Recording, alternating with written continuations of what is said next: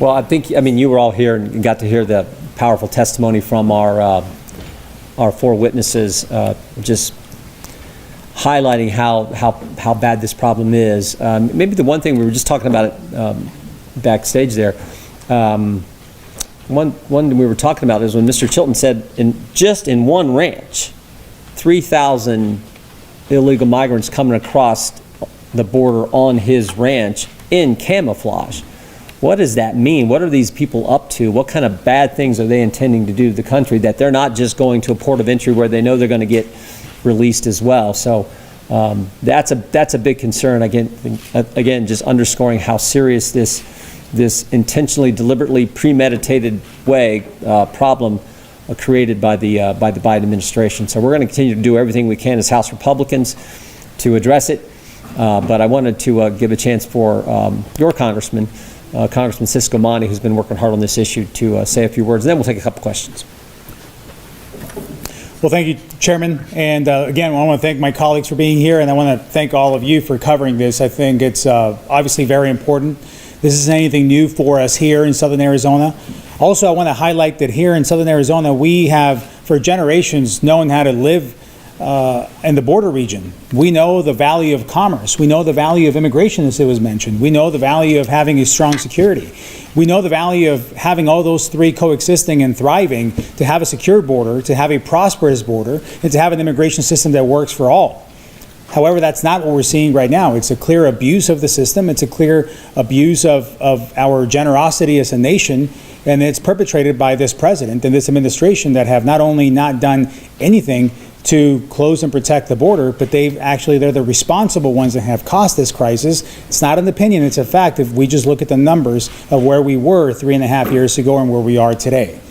So with that in mind is that we have this hearing here, and I want everyone to know, in our public here and our people at home watching this, to know that a lot more people in Washington, we work in Washington, but they're from all over the country, care about this issue. And when we say that the border, that now every state is a border issue, and it's a border state, every state is a border state, you can see it reflected here with my colleagues from all across the country, because everyone is seeing it in a different way. And the common denominator in all of this is fentanyl. And that was a big thing that came up over and over today. And there was a humongous opportunity for all of us to know and realize that these are not just numbers in a spreadsheet. These are people. These are kids. These are young people, people that are more mature in age. It's impacting everyone. But at the end of the day, we have now thousands of families with empty seats at the table because of this fentanyl crisis that we're seeing. These are people, our people, that we're losing, and we cannot continue that. And that's why they need this focus. And in the House, we're going to continue the pressure to get this job done. So once again, thank you to the Chairman. Thank you to my colleagues for being here. And with that, Chair, I think we'll open up for questions. Yeah, we can take a couple questions. Yes, sir. My name is Dan Scher from the Green Valley News. I'm currently the foreman of a grand jury in Pima County, and we've heard about 400 cases thus far. I would say, one way or another, 75% of those cases are tied to illegal drugs. Dealing with that issue, though, is it truly going to be dealt with by politicizing it, which is what I think I saw here today? I don't think we're politicizing anything. I think we're just talking about the facts. And when you have an open border, you get the problems that we had. We've always had the drugs come over regardless of who's in the White House. Is it worse now? Sure is. Absolutely. Were you not sure listening? Is. Does it stop if someone else is elected this year? Well, literally, we've went in 3 years and 4 months from a secure border to no border.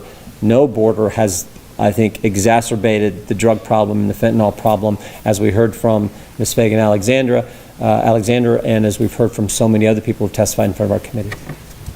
Yep. Hey, Chairman Jordan. Adam Klepp with KGUN. I had a question for Representative Cisco Sure. first, and then if anyone wants to add in. One of the topics of conversations today was the NGOs that are kind of now part of what's going on here at the border. You specifically have toured Casa Olidas in Tucson that's doing a lot of that work. Some of your colleagues previously have advocated for things like defunding these types of organizations across the border.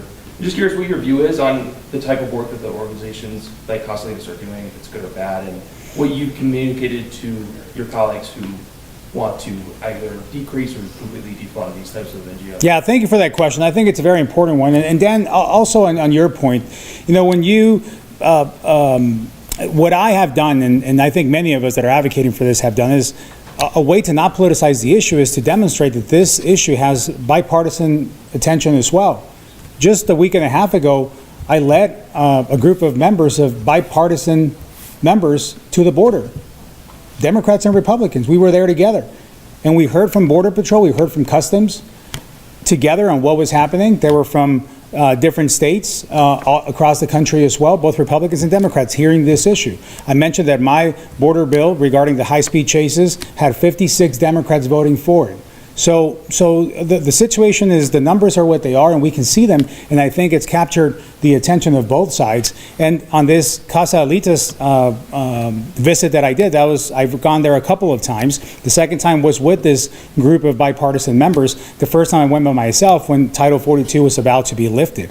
Now, what you see there, obviously, as it was mentioned, this is a pass-through state. This is a pass-through region of people coming in and passing through and going through other regions. We do not want to see street releases in the thousands, as it would happen if it wasn't for a place like Casa Alitas that helps house them for that period of time, and then they go on their way. At the same time, I've expressed concern with funding that piece of the equation more than funding the security piece.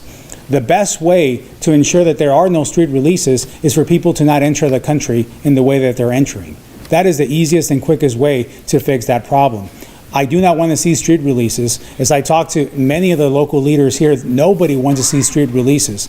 But the real solution to not see street releases, it's not just more funding for the NGOs, it is to actually stop at the border what's happening and discourage people from coming. And that's a two-part solution. One is stopping at the border from people coming in, but the other one that I hope you took away from today is the message that is being sent to the people back and all across the world that this administration has been sending, which is the border is open. That is the message they're hearing. If we stop sending that message that the border is open, then less people will take the dangerous journey of coming up, and even less people will actually cross our border and then be at risk of being released in the streets of our town. Hi, Maybe one more, go ahead. Renee Romo with 13 News. Just talking about, obviously, a big part of this hearing today was talking about the fentanyl crisis. And just, I think, last week or so, Secretary of State Anthony Blinken was here in Tucson with Tucson Mayor Regina Romero. And they visited the 311 call center and just really addressed that aspect of the importance of a call center like that. And also, Blinken mentioned their negotiations with China and Mexico to try and stop this synthetic drug crisis. What is your reaction to their approach to trying to tackle this fentanyl? I think it's just a recognition of how bad the problem is, and if that can be helpful, God bless America, we want that to be helpful. But that doesn't change the facts on the ground that you all in this community lived with, that the whole country is now living with. You got Democrat mayors in northern cities. The mayor of New York, Eric Adams, said the migrant problem is a huge problem for their city. So it doesn't change the fact that we now have an open border. That's what needs to change as well. Thank you all very much.